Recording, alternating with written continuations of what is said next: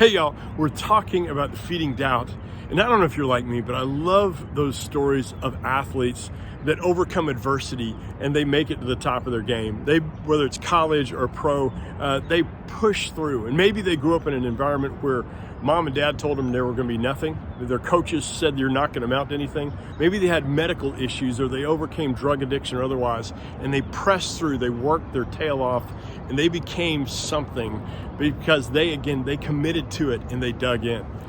Even more, I love it when I see and I know of Christ followers that in spite of all the odds, in spite of everything kind of seemingly stacked against them, whether it's health issue or relationships or just one thing after another falling apart, those Christ followers are holding on tight to Jesus Christ. And you just see God shining through them. You know what I'm saying? It's humbling, to be honest, being around them. And you're just like, I want to be that way. But I struggle with doubt. Well, I believe God's word addresses this very clear, as David wrote Psalm 37, verses 5 and 6. Commit your way to the Lord.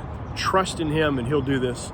He'll make your righteousness shine like the dawn, the justice of your cause like the noonday sun. David just addressing it doesn't mean we're not going to doubt.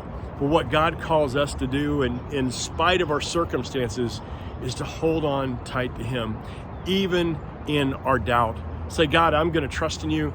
I know this circumstance does not make sense to me. To be honest, I'm kind of doubting you're going to do anything good through this. But in spite of it, I'm committing my way to you.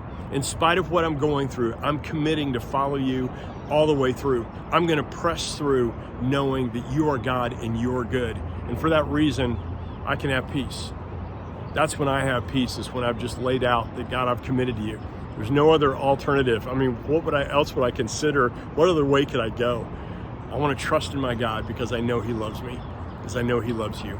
I hope you have an amazing day. As always, let's live reckless for the one who loves us most, Jesus. Bye, y'all.